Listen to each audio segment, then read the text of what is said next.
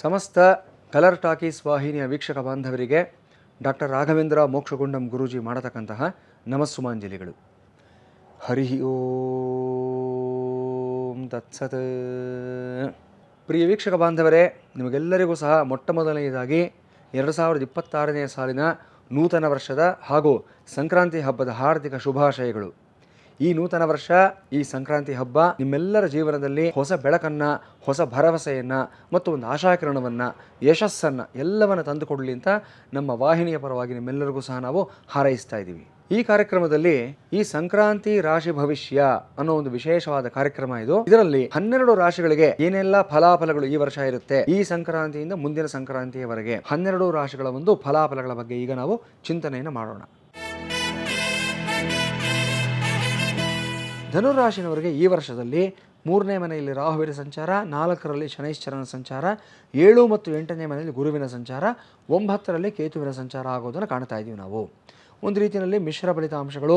4ರಲ್ಲಿರ್ತಕ್ಕಂಥ ಶನೈಶ್ಚರ ಅರ್ಧಾಷ್ಟಮ ಶನಿ ಕಷ್ಟಗಳನ್ನು ಹೆಚ್ಚಾಗಿ ತಂದುಕೊಡ್ತಾ ಇರ್ತಾನೆ. ನಿಮಗೆ ಸಮಸ್ಯೆಗಳು ಜಾಸ್ತಿ ಆಗ್ತಾ ಹೋಗುತ್ತೆ, ಚಾಲೆಂಜಸ್ ಜಾಸ್ತಿ ಆಗ್ತಾ ಹೋಗುತ್ತೆ ಮತ್ತು ನಿಮ್ಮ ವಯಸ್ಸಿಗೆ ಮೀರಿರತಕ್ಕಂಥ ಜವಾಬ್ದಾರಿಗಳು, ನಿಮಗಿರತಕ್ಕಂಥ ಕೊಟ್ಟಿರತಕ್ಕಂಥ ಒಂದು ರಿಸೋರ್ಸಸ್ ಏನಿರುತ್ತೆ ಅದನ್ನು ಮೀರಿರತಕ್ಕಂಥ ಜವಾಬ್ದಾರಿಗಳು ನಿಮಗೆ ಕೊಡುವಂಥ ಸಾಧ್ಯತೆಗಳೆಲ್ಲವೂ ಸಹ ಕಾಣಿಸುತ್ತೆ.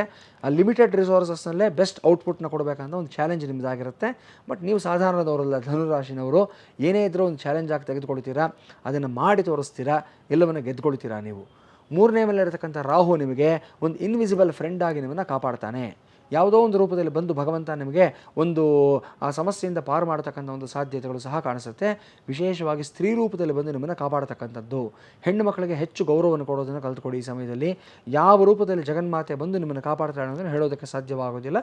ಇದು 3ನೇ ಮೇಲೆ ಇರತಕ್ಕಂಥ ರಾಹು ನಿಮಗೆ ಮಾಡತಕ್ಕಂಥ ಅದ್ಭುತವಾದಂಥ ಒಂದು ಅನುಕೂಲ ಇದಾಗಿರುತ್ತೆ. ಸಪ್ತಮದಲ್ಲಿರತಕ್ಕಂಥ ಗುರುನೂ ಅಷ್ಟೇ ಅದ್ಭುತವಾದ ಫಲಿತಾಂಶವನ್ನು ಕೊಡ್ತಾನೆ.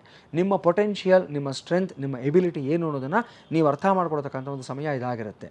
ಬಹಳಷ್ಟು ಜವಾಬ್ದಾರಿಗಳನ್ನು ಕೊಡ್ತಾರೆ ನಿಮಗೆ, ಆದರೆ ನೀವು ಅಲ್ಲೆಲ್ಲೋ ಸ್ವಲ್ಪ ಕಂಗಾಲಾಗ್ತೀರಾ. ಆ ಜವಾಬ್ದಾರಿ ಕೊಟ್ಟವರಿಗೆ ಗೊತ್ತಿರುತ್ತೆ ನಿಮ್ಮ ಪೊಟೆನ್ಷಿಯಲ್ ಏನು ಅನ್ನೋದು. ಅದು ಗೊತ್ತಿರೋದ್ರಿಂದ ನಿಮಗೆ ಕೊಟ್ಟಿರ್ತಾರೆ ಜವಾಬ್ದಾರಿಯನ್ನು. ಸೊ ಕಂಗಾಲಾಗಬೇಡಿ, ನೀವು ಯಾವುದೇ ರೀತಿಯಾದ ಒಂದು ಆತಂಕ ಬೇಕಿಲ್ಲ.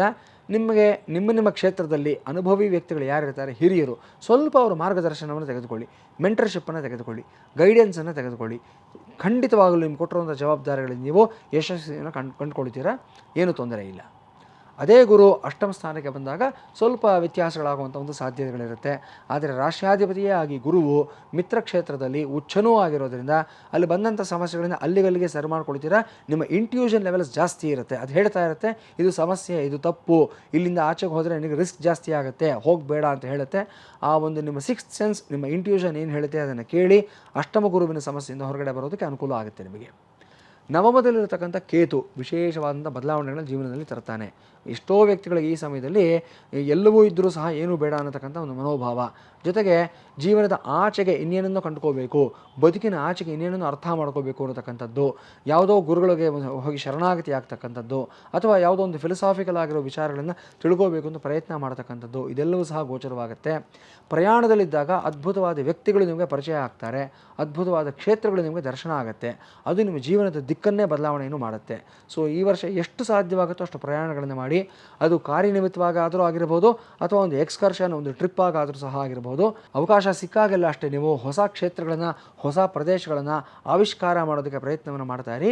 ಇದೇ ನಿಮ್ಮ ಜೀವನಕ್ಕೆ ಒಂದು ಹೊಸ ಬದಲಾವಣೆಯನ್ನು ತರತಕ್ಕಂಥ ಒಂದು ಪ್ರಯತ್ನ ಇದಾಗಿರುತ್ತೆ. ಧನುರಾಶಿನವರಿಗೆ ಶುಭ ಫಲಿತಾಂಶಗಳನ್ನು ಕೊಡ್ತಕ್ಕಂಥ ಬಣ್ಣಗಳು ಅಂತಂದರೆ ಮೊದಲನೇದಾಗಿ ಸನ್ರೈಸ್ ಕಲರ್ ಅಂದರೆ ಸೂರ್ಯೋದಯದ ಬಣ್ಣ ಆಗಿರುತ್ತೆ.